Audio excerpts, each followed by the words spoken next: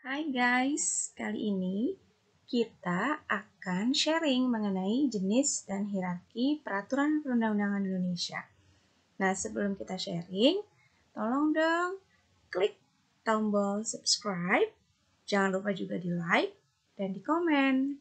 Terima kasih.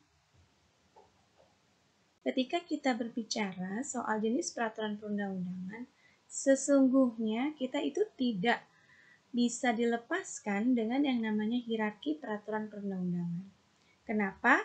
Karena dengan hierarki peraturan perundang-undangan itu, kita bisa tahu mana sebenarnya jenis peraturan perundang-undangan yang memiliki kedudukan yang lebih tinggi, sehingga dapat dijadikan sumber dan dasar bagi pembentukan peraturan perundang-undangan di bawahnya. Kalau sudah begitu, kita juga bisa menerapkan asas, yaitu asas lex superiori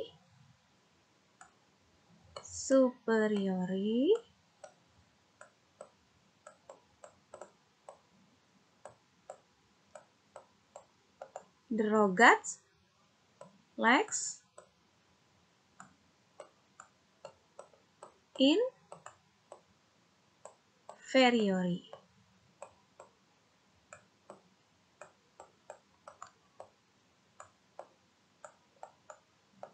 Gitu ya. Jadi dengan hierarki kita jadi mengetahui itu.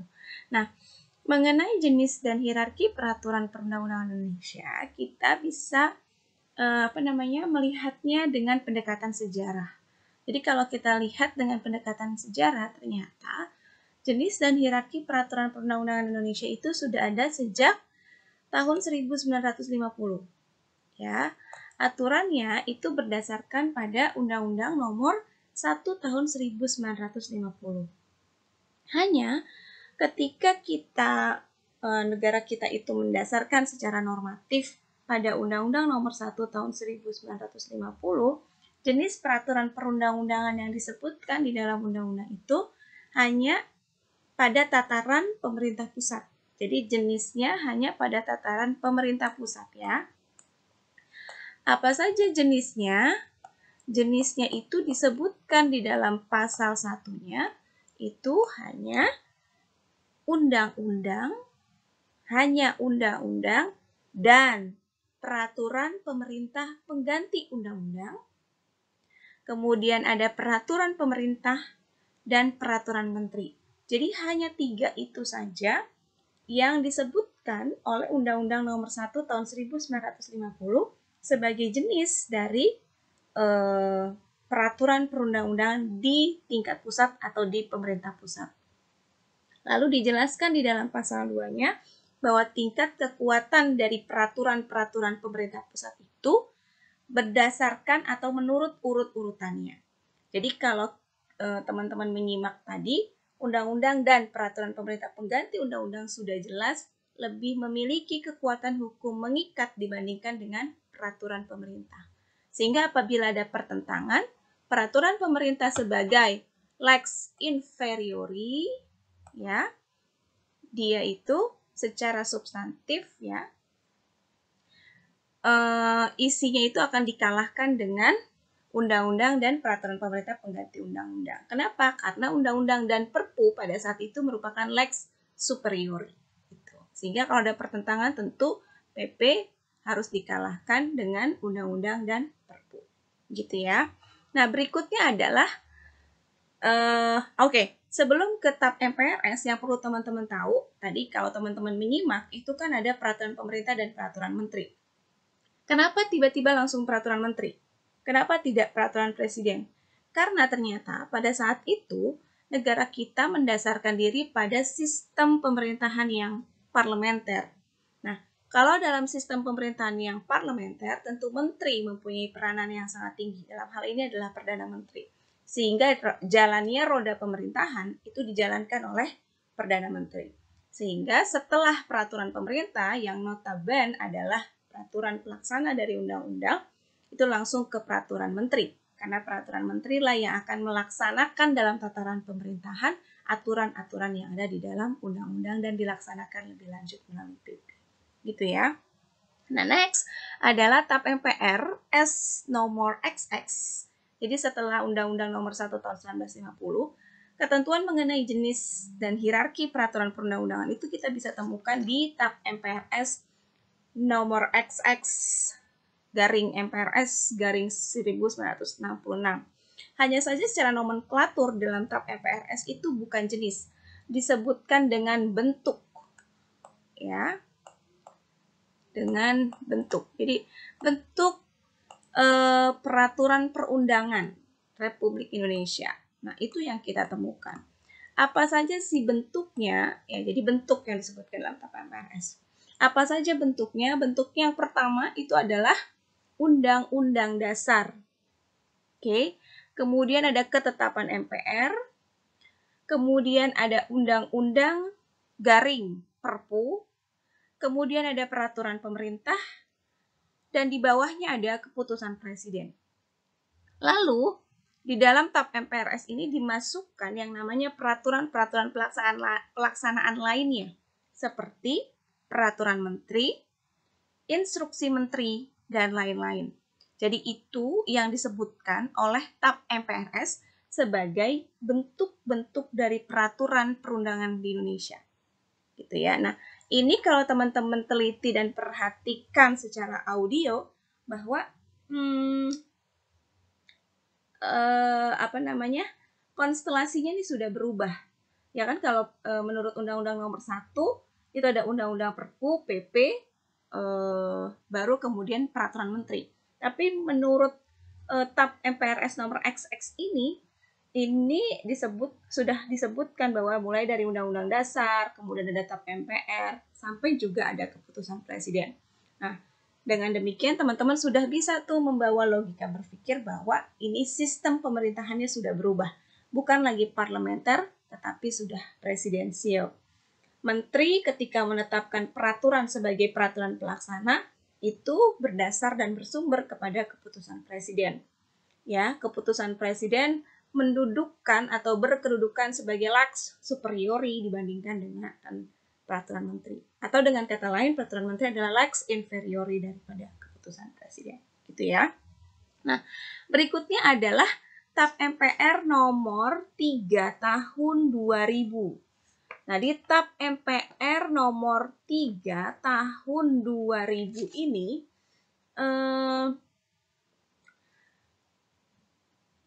sebenarnya tidak terlalu banyak perubahan.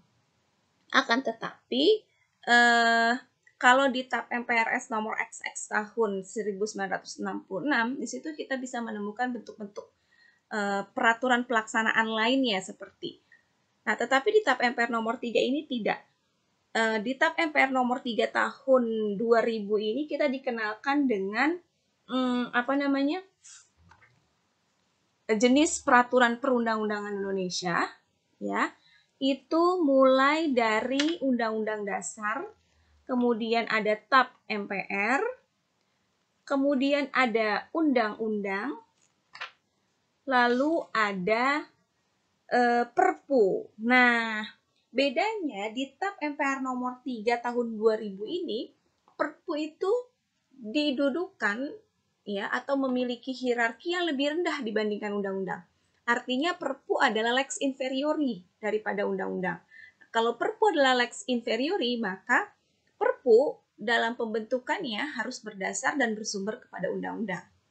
Dan in case kalau Perpu itu bertentangan dengan undang-undang, maka Perpu itu harus dikalahkan oleh undang-undang. Jadi yang berlaku mengikat umum itu adalah undang-undang. Kenapa? Karena Perpu di dalam TAP MPR nomor 3 tahun 2000 ini berkedudukan di bawah undang-undang. Ya. Nah, lalu di bawah Perpu itu ada peraturan pemerintah, lalu ada keputusan presiden, dan ada peraturan daerah. Nah, lalu yang satu lagi tadi belum saya sebutkan adalah soal nomenklaturnya. Kalau di TAP MPRS itu nomenklaturnya adalah bentuk peraturan perundang-undangan. Bentuk peraturan perundangan, tapi kalau di TAP MPR nomor 3 disebutkan dengan tata urutan peraturan perundang-undangan. Nah, menariknya juga teman-teman bisa lihat nih, sekali lagi meneliti secara audio gitu ya. Kalau di TAP MPRS nomor XX tahun 1966 di bawah Kepres itu ada peraturan menteri. Ya kan, tadi saya mengatakan sebelumnya bahwa artinya teman-teman harus membawa logika pikir bahwa sistem pemerintahan di TAP MPR TAP MPRS nomor XX tahun 1966 ini sudah berubah. Bukan lagi sistem pemerintahan yang parlementer seperti di rezim Undang-Undang nomor 1 tahun 1950, melainkan sudah presidensial. Nah, di TAP MPR nomor 3 tahun 2000 juga teman-teman bisa melogika, jadi mengelaborasikan dalam pemikiran teman-teman gitu ya. Ketika disebutkan bahwa setelah keputusan presiden itu adalah peraturan daerah, artinya di sini daerah sudah kan memang sistem pemerintahan, hubungan pemerintahan pusat dan daerah ini adalah desentralisasi. Tetapi di sini artinya tahun 2000 ini mulai otonomi daerah itu menggeliat sehingga daerah-daerah diberikan kewenangan untuk membuat peraturannya sendiri gitu. Sehingga di bawah keputusan presiden itu ada peraturan daerah. Gitu ya. Nah, berikutnya, jadi ini bukan simbol ya, tagline-nya adalah di TAP MPR nomor 3 itu adalah peraturan daerah. Berikutnya adalah di Undang-Undang nomor 10 tahun 2004. Jadi setelah diatur dengan berdasarkan pada TAP, ini ya, berdasarkan pada TAP, ini juga pada TAP, maka pada tahun 2004 itu berarti sudah perubahan Undang-Undang Dasar gitu, yang keempat kalinya, aturan mengenai jenis dan hierarki peraturan perundang-undangan itu dituangkan dalam jenis undang-undang. Lalu diberikan nomor Undang-Undang nomor 10 tahun 2004. Nah, ini kita bisa temukan juga di pasal 7-nya. Ya, jadi di pasal 7 Undang-Undang nomor 10 tahun 2004 kita bisa menemukan mengenai jenis dan hierarki peraturan perundang-undangan Indonesia. Tidak banyak perubahan sesungguhnya dari apa yang diatur di dalam TAP MPR nomor 3 tahun 2000. Tetapi yang signifikan adalah ketika di TAP MPR nomor 3 tahun 2000, Perpu itu diletakkan sebagai inferior atau jenis peraturan perundang-undangan yang lebih rendah dibandingkan undang-undang, maka di Undang-Undang nomor 10 tahun 2004 ini sudah dikembalikan kepada seperti pada rezim-rezim awal bahwa peraturan pemerintah pengganti undang-undang ini memiliki hierarki yang sama dengan undang-undang. Jadi hierarkinya seperti ini. Undang-Undang Dasar Negara Republik Indonesia tahun 1945, kemudian Undang-Undang garis miring peraturan pemerintah pengganti undang-undang, lalu ada peraturan pemerintah, lalu ada peraturan presiden, dan ada peraturan daerah. Nah, ini juga ketika kita mencermati secara audio gitu, teman-teman bisa melihat perubahannya bahwa selain Perpu menjadi setingkat lagi dengan undang-undang, bahwa nomenklatur keputusan presiden berubah menjadi peraturan presiden. Gitu ya. Nah, lalu di ayat 2-nya disebutkan bahwa perda itu meliputi ada perda provinsi, ada perda kabupaten kota, dan ada peraturan desa. Ini yang diatur di dalam Undang-Undang nomor 10 tahun 2004. Nah, setelah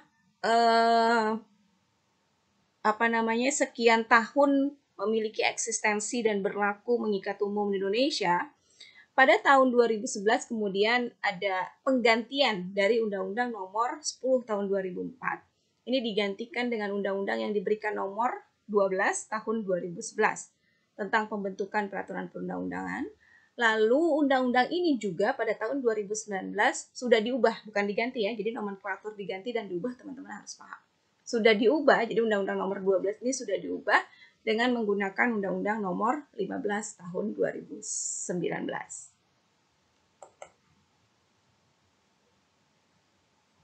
Ya. Nah, kalau di dalam Undang-Undang nomor 12 tahun 2019 sebagaimana diubah dengan Undang-Undang nomor 15 tahun 2019 itu next akan kita sharing, tetapi ini dulu nih bahwa ternyata selain jenis-jenis peraturan perundang-undangan Indonesia yang kita kenal secara normatif melalui ketentuan-ketentuan tadi, kita juga dikenalkan dan harus mengenal dengan jenis peraturan perundang-undangan peninggalan Hindia Belanda. Kenapa? Karena tidak bisa kita negasikan begitu saja bahwa masih ada kok jenis peraturan perundang-undangan peninggalan Hindia Belanda. Begitu ya. Dan itu masih kita gunakan. Sadar atau tidak sadar, kita menggunakan jenis peraturan perundang-undangan peninggalan Hindia Belanda. Contohnya apa? Contohnya itu adalah WAT. Kita masih menggunakan WAT sampai saat ini. Apa saja? Ada WAT, ada apa? Ada Burgerlijk Wetboek.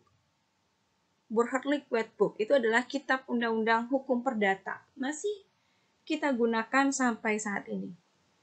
Lalu Wetboek van Strafrecht, kitab undang-undang hukum pidana. Masih kita gunakan sampai saat ini. Lalu ada apa lagi? Ada Wetboek van Koophandel. Itu juga masih kita gunakan sampai saat ini. Jadi, kita masih menggunakan jenis peraturan perundang-undangan dalam jenis WET, ya, yang di dalam sistem ketatanegaraan Republik Indonesia dan dalam sistem peraturan perundang-undangan Indonesia itu disamaartikan dengan undang-undang, disamaartikan dengan undang-undang. Begitu. Kenapa disamaartikan? Karena jelas WET dengan undang-undang itu berbeda. Pertama dari sisi formalnya,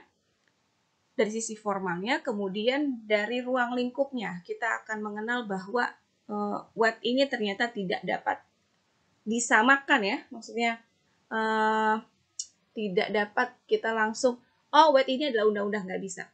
Tetapi WET ini disamaartikan dengan undang-undang, gitu ya. Lalu apalagi? Kita juga mengenal dengan ordonansi. Jadi kalau teman-teman misalnya jalan-jalan ke sebuah bangunan gitu kuno gitu, atau jalan-jalan ke alam atau ke hutan, tiba-tiba ada cagar budaya atau tiba-tiba bangunan ini dilindungi gitu sebagai cagar budaya. Kadang-kadang kita suka melihat ada ordonansi atau stadblad. Itu juga adalah jenis peraturan perundang-undangan peninggalan Hindia Belanda. Hanya saja yang perlu kita catat adalah ordonansi juga dapat disamaartikan atau disetingkatkan dengan undang-undang. Begitu. Nah, selain ada ordonansi, ada lagi Algemene Maatregel van Bestuur. Ini juga jenis peraturan perundang-undangan peninggalan Hindia Belanda. Ya, ini juga disetingkatkan dengan undang-undang. Nah, yang terakhir itu ada Regeringsverordenings. Ini adalah jenis peraturan perundang-undangan yang dibentuk oleh Gubernur Jenderal di Jakarta. Sehingga kalau kita, ini adalah peraturan perundang-undangan yang dibentuk oleh Gubernur Jenderal, maka ini adalah di tataran pemerintahan, sehingga levelannya atau dapat disamaartikan dengan peraturan pemerintah. Gitu ya.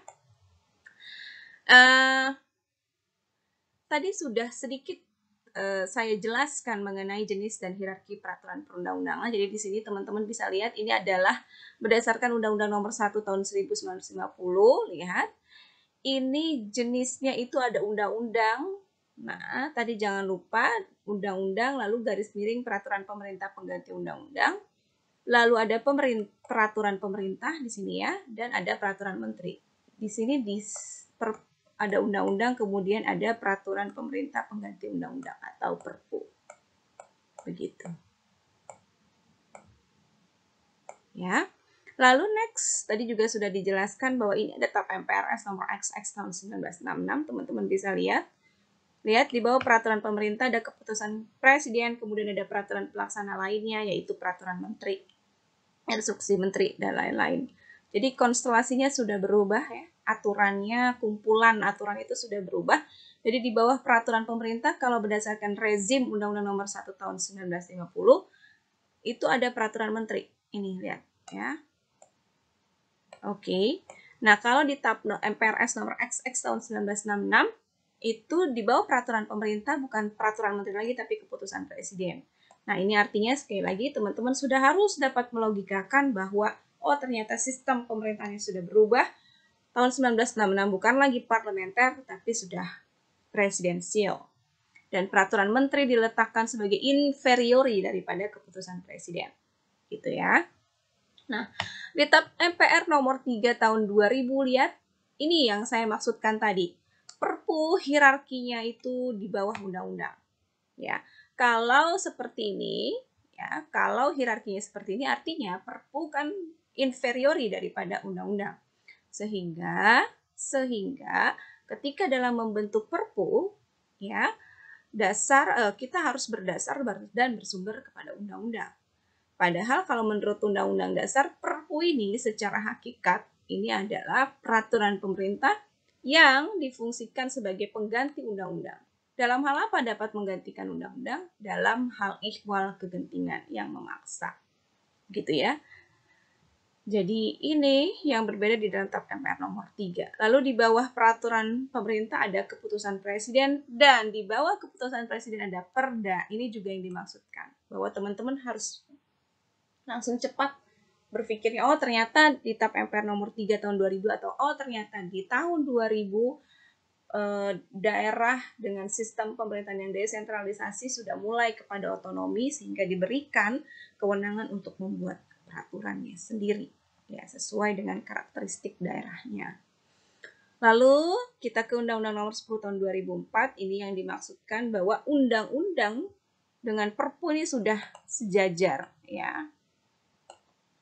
Nah, kalau seperti ini berarti bisa memang Perpu itu difungsikan sebagai pengganti undang-undang.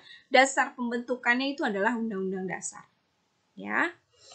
Lalu ada PP, lalu ada Perpres. Nah, ini juga yang berbeda. Jadi kalau menurut TAP MPR nomor 3 tahun 2000, di bawah PP itu kan Kepres. Nah, di 10 tahun 2004 bukan Kepres lagi nomenklaturnya, bukan keputusan presiden lagi, tetapi sudah Perpres. Kenapa? Karena kalau teman-teman membaca alasannya, argumentasinya, bahwa keputusan, yang namanya keputusan itu memiliki lingkup yang lebih luas. Dia melingkupi yang namanya Regeling, ya, dan Bestur. Jadi peraturan dan penetapan, gitu. Nah, sedangkan yang namanya peraturan perundang-undangan itu mengikatnya umum. Artinya kalau mengikat umum maka bentuknya adalah peraturan.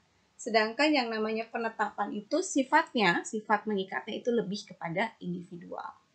Ya. Sehingga nomenklatur Kepres ini diubah menjadi Perpres. Artinya yang dituangkan lingkupnya hanya lingkup peraturan yang mengikat umum. Lalu di bawah Perpres ada Perda. Nah, Perda ini yang juga disebutkan di ayat 2-nya itu melingkupi atau meliputi Perda Provinsi, Perda Kabupaten Kota, dan Peraturan Desa. Ini juga menarik. Kenapa? Karena peraturan desa itu dimasukkan di dalam atau disebutkan di dalam pasal 7 ayat 2. Tetapi nanti kalau teman-teman lihat di Undang-Undang nomor 12 tahun 2011 itu disebutkannya di dalam pasal 8. Gitu ya. Nah, next ini adalah Undang-Undang nomor 12 tahun 2011, ya. Di Undang-Undang nomor 11 tahun 2000,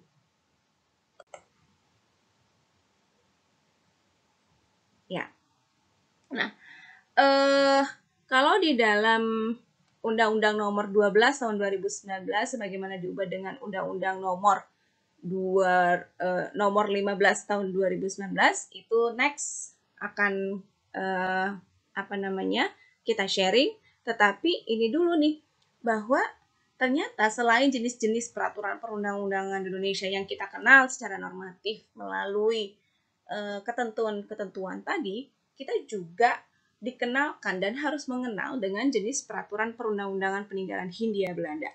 Kenapa? Karena tidak bisa kita negasikan begitu saja bahwa masih ada kok jenis peraturan perundang-undangan peninggalan Hindia Belanda. Gitu ya. Dan itu masih kita gunakan. Sadar atau tidak sadar, kita menggunakan jenis peraturan perundang-undangan peninggalan Hindia Belanda. Contohnya apa? Contohnya itu adalah WAT. Kita masih menggunakan WAT sampai saat ini. Apa saja? Ada WAT, ada apa? Ada Burgerlijk Wetboek. Burgerlijk Wetboek itu adalah kitab undang-undang hukum perdata. Masih kita gunakan sampai saat ini. Lalu Wetboek van Strafrecht, kitab undang-undang hukum pidana. Masih kita gunakan sampai saat ini. Lalu ada apa lagi? Ada Wetboek van Koophandel. Itu juga masih kita gunakan sampai saat ini. Jadi kita masih menggunakan jenis peraturan perundang-undangan dalam jenis wet, ya, yang di dalam sistem ketatanegaraan Republik Indonesia dan dalam sistem peraturan perundang-undangan Indonesia itu disamaartikan dengan undang-undang, disamaartikan dengan undang-undang. Begitu. Kenapa disamaartikan? Karena jelas wet dengan undang-undang itu berbeda. Pertama dari sisi formalnya, kemudian dari ruang lingkupnya kita akan mengenal bahwa wet ini ternyata tidak dapat disamakan, ya, maksudnya tidak dapat kita langsung wet ini adalah undang-undang, nggak bisa, tetapi wet ini disamaartikan dengan undang-undang, gitu ya. Lalu apalagi kita juga mengenal dengan ordonansi. Jadi kalau teman-teman misalnya jalan-jalan ke mana ya, sebuah bangunan gitu kuno gitu, atau jalan-jalan ke alam atau ke hutan, tiba-tiba ada cagar budaya atau tiba-tiba bangunan ini dilindungi gitu sebagai cagar budaya. Kadang-kadang kita suka melihat ada ordonansi atau stadblad. Itu juga adalah jenis peraturan perundang-undangan peninggalan Hindia Belanda. Hanya saja yang perlu kita catat adalah ordonansi juga dapat disamaartikan atau disetingkatkan dengan undang-undang. Begitu. Nah, selain ada ordonansi, ada lagi Algemene Maatregel van Bestuur. Ini juga jenis peraturan perundang-undangan peninggalan Hindia Belanda. Ya, ini juga disetingkatkan dengan undang-undang. Nah, yang terakhir itu ada Regeringsverordenings. Ini adalah jenis peraturan perundang-undangan yang dibentuk oleh Gubernur Jenderal di Jakarta, sehingga kalau kita ini adalah peraturan perundang-undangan yang dibentuk oleh Gubernur Jenderal, maka ini adalah di tataran pemerintahan, sehingga levelannya atau dapat disamaartikan dengan peraturan pemerintah, gitu ya. Tadi sudah sedikit saya jelaskan mengenai jenis dan hierarki peraturan perundang-undangan. Jadi di sini teman-teman bisa lihat ini adalah berdasarkan Undang-Undang Nomor 1 Tahun 1950. Lihat, ini jenisnya itu ada undang-undang. Nah, tadi jangan lupa undang-undang, lalu garis miring peraturan pemerintah pengganti undang-undang. Lalu ada peraturan pemerintah di sini ya, dan ada peraturan menteri. Di sini ada undang-undang, kemudian ada peraturan pemerintah pengganti undang-undang atau Perpu. Begitu. Ya. Lalu next, tadi juga sudah dijelaskan bahwa ini ada TAP MPRS nomor XX tahun 1966, teman-teman bisa lihat. Lihat di bawah peraturan pemerintah ada keputusan presiden, kemudian ada peraturan pelaksana lainnya, yaitu peraturan menteri, instruksi menteri, dan lain-lain. Jadi konstelasinya sudah berubah ya. Aturannya, kumpulan aturan itu sudah berubah. Jadi di bawah peraturan pemerintah, kalau berdasarkan rezim Undang-Undang Nomor 1 Tahun 1950, itu ada peraturan menteri. Ini lihat ya. Oke. Nah, kalau di TAP MPRS nomor XX tahun 1966, itu di bawah peraturan pemerintah, bukan peraturan menteri lagi, tapi keputusan presiden. Nah, ini artinya sekali lagi teman-teman sudah harus dapat melogikakan bahwa ternyata sistem pemerintahannya sudah berubah. Tahun 1966 bukan lagi parlementer, tapi sudah presidensial. Dan peraturan menteri diletakkan sebagai inferiori daripada keputusan presiden. Gitu ya. Nah, di TAP MPR nomor 3 tahun 2000, lihat, ini yang saya maksudkan tadi. Perpu hierarkinya itu di bawah undang-undang. Ya, kalau seperti ini, ya, kalau hierarkinya seperti ini artinya Perpu kan inferiori daripada undang-undang. Sehingga ketika dalam membentuk Perpu, ya, kita harus berdasar dan bersumber kepada undang-undang. Padahal kalau menurut Undang-Undang Dasar, Perpu ini secara hakikat ini adalah peraturan pemerintah yang difungsikan sebagai pengganti undang-undang. Dalam hal apa dapat menggantikan undang-undang? Dalam hal ihwal kegentingan yang memaksa. Gitu ya.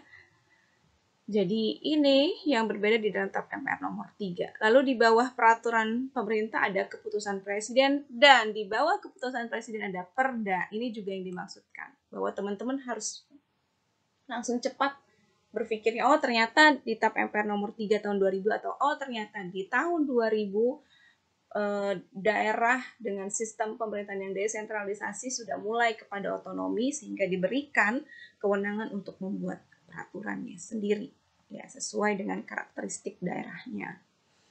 Lalu kita ke Undang-Undang Nomor 10 Tahun 2004. Ini yang dimaksudkan bahwa undang-undang dengan Perpu ini sudah sejajar, ya. Nah, kalau seperti ini berarti bisa memang Perpu itu difungsikan sebagai pengganti undang-undang. Dasar pembentukannya itu adalah undang-undang dasar, ya. Lalu ada PP, lalu ada Perpres. Nah, ini juga yang berbeda. Jadi kalau menurut TAP MPR nomor 3 tahun 2000, di bawah PP itu kan Kepres. Nah, di 10 tahun 2004 bukan Kepres lagi nomenklaturnya, bukan keputusan presiden lagi, tetapi sudah Perpres. Kenapa? Karena kalau teman-teman membaca alasannya, argumentasinya, bahwa keputusan yang namanya keputusan itu memiliki lingkup yang lebih luas. Dia melingkupi yang namanya reheling, ya, dan bestur. Jadi peraturan dan penetapan gitu. Nah, sedangkan yang namanya peraturan perundang-undangan itu mengikatnya umum. Artinya kalau mengikat umum maka bentuknya adalah peraturan. Sedangkan yang namanya penetapan itu sifat mengikatnya itu lebih kepada individual. Ya. Sehingga nomenklatur Kepres ini diubah menjadi Perpres. Artinya yang dituangkan lingkupnya hanya lingkup peraturan yang mengikat umum. Lalu di bawah Perpres ada Perda. Nah, Perda ini yang juga disebutkan di ayat 2-nya itu melingkupi atau meliputi Perda Provinsi, Perda Kabupaten Kota, dan Peraturan Desa. Ini juga menarik. Kenapa? Karena peraturan desa itu dimasukkan di dalam atau disebutkan di dalam pasal 7 ayat 2. Tetapi nanti kalau teman-teman lihat di Undang-Undang Nomor 12 tahun 2011 itu disebutkannya di dalam pasal 8. Gitu ya. Berikutnya adalah Undang-Undang Nomor 12 tahun 2011 sebagaimana diubah melalui Undang-Undang Nomor 15 tahun 2019. Nah, seperti yang sudah teman-teman pahami melalui Undang-Undang Nomor 10 tahun 2004, bahwa jenis dan hierarki yang terdapat di dalam Undang-Undang Nomor 12 tahun 2011 sebagaimana diubah dengan Undang-Undang Nomor 15 tahun 2019 itu juga tidak terlalu banyak perubahan atau perubahannya tidak signifikan. Hanya saja teman-teman bisa lihat bahwa di Undang-Undang Nomor 12 tahun 2011 ini ketetapan MPR kembali dimasukkan ke dalam jenis dan hierarki peraturan perundang-undangan Indonesia. Kalau kita tracking gitu ya berdasarkan argumentasi bahwa masih ada ketetapan MPR yang existing, yang masih berlaku di dalam sistem ketatanegaraan dan sistem peraturan perundang-undangan Indonesia. Sehingga TAP MPR yang masih existing tersebut tetap dijadikan dasar dan sumber bagi pembentukan peraturan perundang-undangan di bawahnya. Dalam hal ini adalah undang-undang. Nah, ketika TAP MPR ini dimasukkan kembali ke dalam jenis dan hierarki peraturan perundang-undangan Indonesia, menurut Undang-Undang Nomor 12 tahun 2011 diharapkan bahwa di dalam pembentukan undang-undang itu masih merujuk, masih berdasar dan bersumber kepada TAP MPR yang masih berlaku. Nah,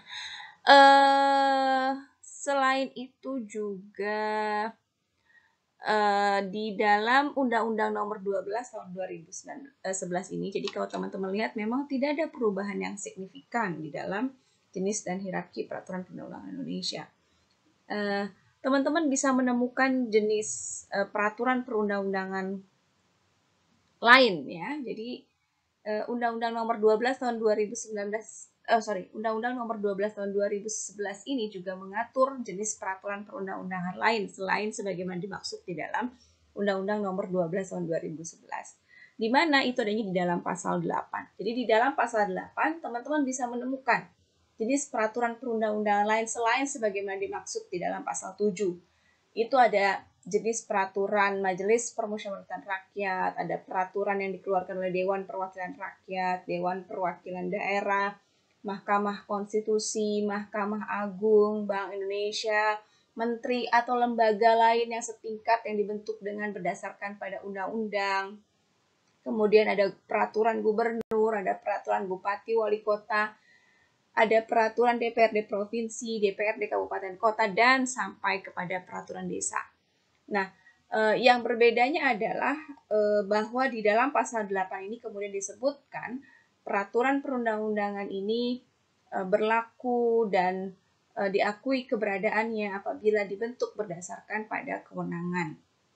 Nah, kewenangannya itu bisa kewenangan atribusi, dalam hal ini adalah bahwa memang lembaga yang disebutkan tadi itu memiliki kewenangan untuk membuat peraturan perundang-undangan atau berdasarkan peraturan perundang-undangan yang lebih tinggi. Jadi artinya jika ada delegasian, ada perintah dari peraturan perundang-undangan yang lebih tinggi untuk membentuk satu peraturan, maka misalnya untuk membentuk peraturan menteri, maka peraturan menteri itu kemudian diakui keberadaannya dan berlaku mengikat begitu. Ini kalau menurut Undang-Undang Nomor 12 tahun 2011. Nah, jadi untuk yang pasal 8 nanti kita akan diskusikan di next kesempatan di lain waktu di dalam sharing YouTube berikutnya. Saat ini mengenai jenis dan peraturan perundang-undangan Indonesia hanya sampai di Undang-Undang 12 tahun 2011 sebagaimana diubah dengan Undang-Undang Nomor 15 tahun 2011 di pasal 7-nya.